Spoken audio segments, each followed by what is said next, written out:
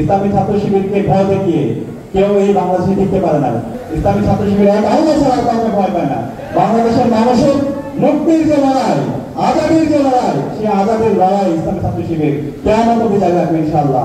এবং আজকে এই ঐতিহাসিক নবীকরণ থেকে আমরা অন্তর্বর্তীকালীন সরকারকে বলতে চাই, এই স্বাধীন বাংলাদেশে জুলাই বিপ্লব পরবর্তী স্বাধীন বাংলাদেশে খুনি হাসিনা এবং তার সকল দূষণকে বিচার করতে হবে।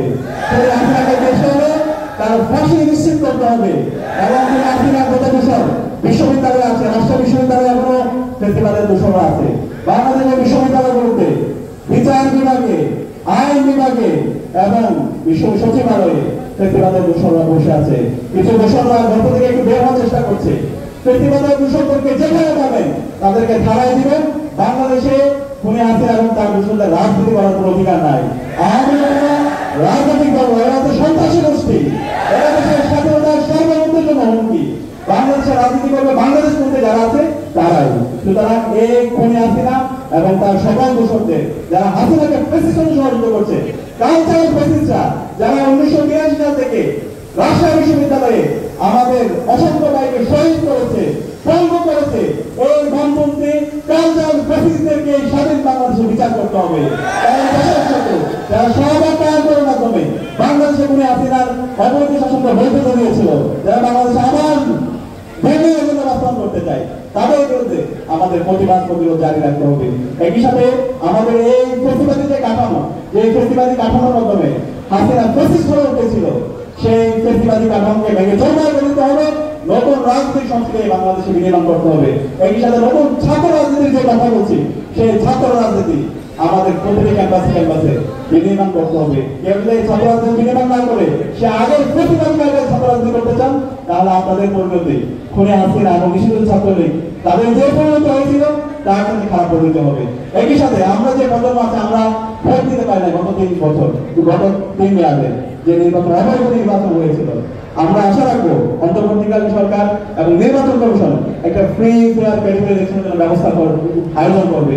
তারা কোনো দলকে এক্সট্রা ফ্যাসিলিটিস দেওয়া, কোনো দলকে ক্ষমতা আনার মতো তারা এই নির্বাচনের লেভেল প্লেইং ফিল্ড এবং নির্বাচনের আমাদের যে অধিকার সেটা যদি তারা নষ্ট করে, তাহলে বাংলাদেশের অন্তর্বর্তীকালীন সরকার এবং অন্তর্বর্তীকালীন সরকারের যারা উপদেষ্টা আছে তাদের পরিণতি এই ছাত্র জনতা দেখে নিবে।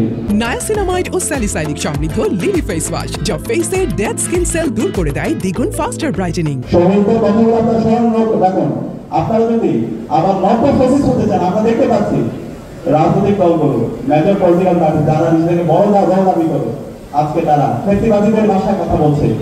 আমরা দেখতে পাচ্ছি না যে ঐক্যমত্য কমিশনের সুপারিশ হচ্ছে, সেখানে মেজর পলিটিক্যাল পার্টি বড় দল দাবি করে তারা মেজর রাষ্ট্র সংস্কার যে বিষয়গুলো আছে সেখানে ডিসেন্ট দিয়েছে এবং তারা আছে গণভোটের বিরুদ্ধে এবং জুলাই সনদের আইনি ভিত্তির সেটার বিরুদ্ধে বিভিন্ন ধরনের হাস্যরসাত্মক কথা বলছে।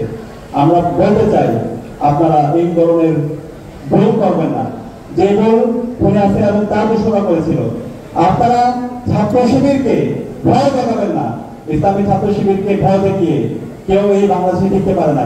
খুনি হাসিনা ইসলামী ছাত্র শিবিরকে দমন করার জন্য রাষ্ট্রযন্ত্রকে ব্যবহার করে যা করা দরকার সব করেছে।